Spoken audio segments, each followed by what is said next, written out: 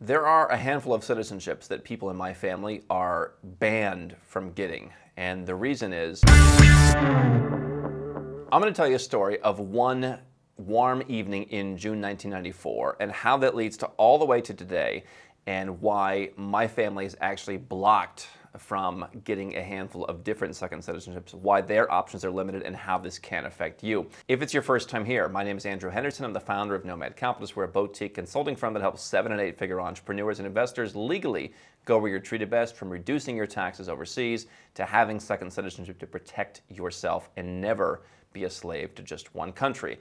And I still remember that warm June evening. My father and I got in the car. We drove to Cleveland Hopkins Airport, and we did as one could do back before 9/11. We got in the elevator and went to the roof of a building at the airport, and as we watched planes landing on this warm summer evening after dark. One of those planes that would eventually land was my mother and a new arrival who had come from JFK, originally come from Moscow. And so the plane landed, we met my mother, we met the new arrival, got in the car, drove home, and the girl who was with us, who would become my new adopted sister, I was almost 10 years old, she was 8, was basically learning how to adapt to life and kind of said in broken Russian when she got home and saw our cat, "Oh, there's a malinki koshka." We had a little black cat in our house, and that was the first thing that she ever said to us. She had just come from Russia, where she spent 8 years essentially living in an orphanage in Moscow, never left the home. And that was the only time that she would ever have or use a Russian passport. Fast forward all these years, and we have looked at, hey, could you call the embassy in Seattle or the consulate in Seattle? Could you get that passport back? You are still a dual citizen. Russia allows you to do that. And if you were ever to go back to Russia, which she never has, you would be expected to enter on a Russian passport. You would have problems seeing that your place of birth is in Russia. Getting a visa, you would need to get that Russian passport, or you would need to renounce it.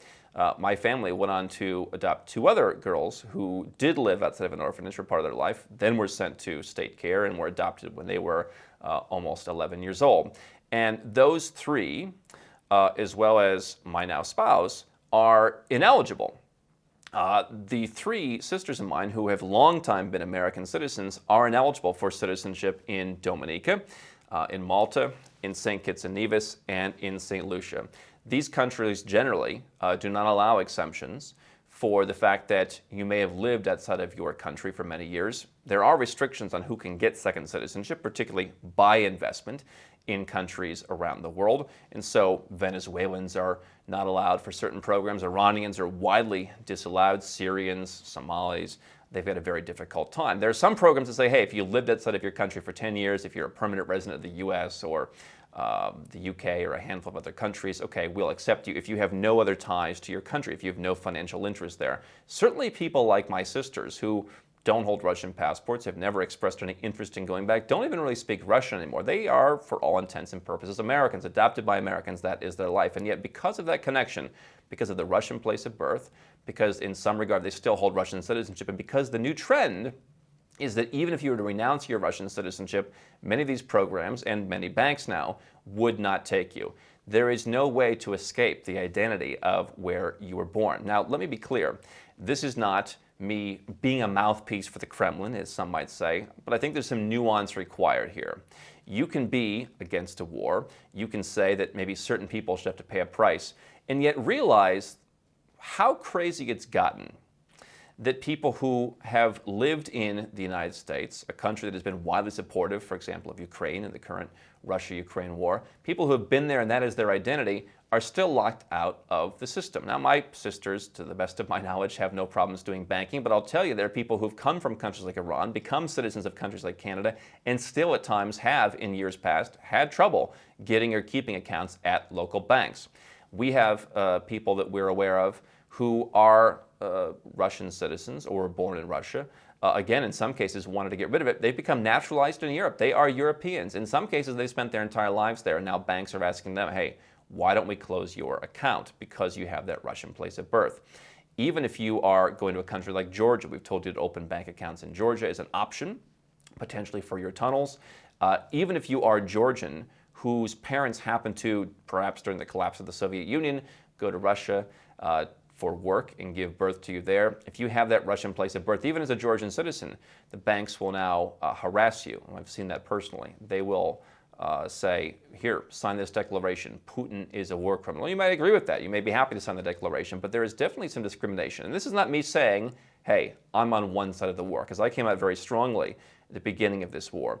But it speaks to a greater issue that's concerning for me. It speaks to an issue that part of the war is being fought in terms of trying to strip people who are just everyday Russians of their citizenship. Not just the oligarchs, but everyday Russians. And many countries in Europe have been open to talking about that. Not people who have been naturalized, but countries like Cyprus, oh, these people have some connections. All right, let's take their citizenship. And so the concern comes, number one, why you want to have a passport portfolio, because you don't want to have just one kind of second citizenship. I very strongly believe, and I think the industry trend now is people should have a third citizenship. Second citizenship is really not secure enough anymore. But it points to the fact that if your country ever falls out of favor, if something about you ever falls out of favor, you could have problems. Again, there's a difference between saying, let's do something to oligarchs, and we can debate everything that's being done. That's not what I'm talking about here. But there's a difference between those people and people who were adopted and living in Western countries 30 years ago. There's a difference between people who left their country long before a war because they don't agree with the politics in the country and now continue to suffer, even though they're a dual citizen of the country, perhaps where Russia's opposed with, right? And so what's very interesting to me about this is that I personally know people who are from Ukraine.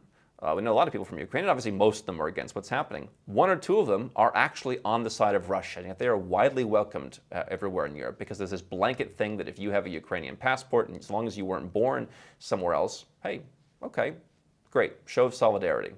But then on the other side, you could be Russian, you could have been adopted, you could have left long ago, you could be against everything, you could be a citizen of another country, and your options are being shut down.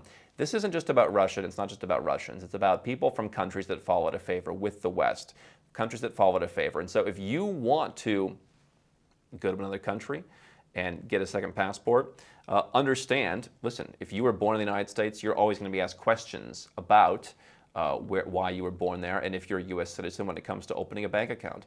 They may still push you to fill out certain forms. That's the penalty of being born in the United States. But what happens when geopolitics comes to a place that you're from? What happens as the world increasingly shifts back to the east?